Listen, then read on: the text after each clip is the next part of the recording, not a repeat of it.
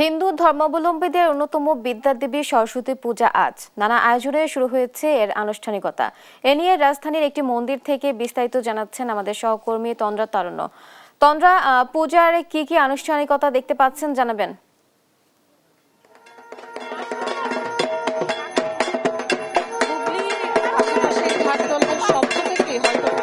বোঝা যাচ্ছে যে আমি এই মুহূর্তে আছি জগন্নাথ হলের খেলার মাঠে, যেখানে ৭৫টির মতো মণ্ডপ সাজানো হয়েছে, যেখানে প্রত্যেকটি মণ্ডপে কিছুক্ষণ আগে থেকে কিন্তু পূজা শুরু হয়েছে এবং জ্ঞান ও বিদ্যার দেবী সরস্বতীর আরাধনায় কিন্তু তার ভক্তরা এখানে মেতে উঠেছে। আমি যদি একটু দেখাই যে আমার ঠিক এই পাশেই কিন্তু সনাতন ধর্মাবলম্বী যারা রয়েছে তারা কিন্তু প্রত্যেকে এখানে একত্রিত হয়েছেন, তারা প্রত্যেকে এখানে আছেন, দেবীর আরাধনায় তারা লিপ্ত হয়েছে।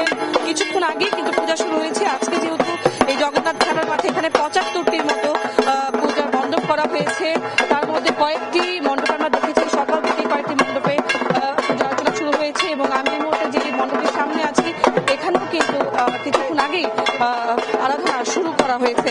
এবং একটু জানিয়ে রাখি যে সনাতন ধর্মাবলম্বীদের আজকের এই দিনটি প্রধান ধর্মীয় উৎসব আজ, সেটি হচ্ছে সরস্বতী পূজা। এবং সরস্বতীকে তারা বৈদিক দেবী হলেও তারা কিন্তু আজ এই বর্তমান যুগে কিন্তু আধুনিক কালে তাকে প্রচলিত যে রূপটি সেটি কিন্তু এখন তুলে ধরা হয়।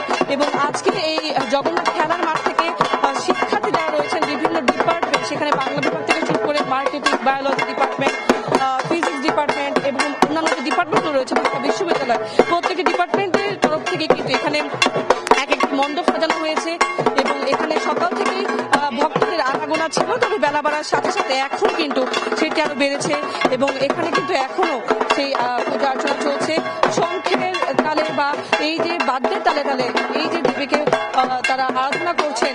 সামনে মণ্ডপে এখানে কিন্তু বই রাখা হয়েছে, যেহেতু জ্ঞান ও বিদ্যা দেবী বলা হয় সরস্বতীকে, সেক্ষেত্রে এখানে কিন্তু বই রয়েছে। ছোট ছোট ছেলেমেয়েরা তারা এসেছেন এবং প্রত্যেকে এখানে আছেন, তারা এখানে এসেছেন, তারা দেবীর থেকে বর নিতে এখানে এসেছেন। প্রত্যেক ছোট ছোট শিশু যারা আছে তারা তাদের পরিবার সহ এসেছেন, বড় যারা রয়েছে তারাও কিন্তু এখানে এসেছেন। সবাই এক হচ্ছে আজ এই সরস্বতী আরাধনায় তারা কিন্তু মেতে উঠেছেন। এবং আজকের এই দিনটি যেহেতু বলছিলাম যে সনাতন ধর্মাবলম্বীদের জন্য একটি গুরুত্বপূর্ণ দিন, আজকের এই দিনটি ঘিরে কিন্তু নানা ধরনের আয়োজন তারা করেছেন এবং প্রত্যেকটি আয়োজন কিন্তু সকাল ৮টা থেকে কিন্তু এখানে যে হিন্দু ধর্ম মতে দেবী সরস্বতী সত্য, ন্যায় ও জ্ঞানের প্রতীক, তিনি বিদ্যা, বাণী ও সুরের অধিষ্ঠাত্রী।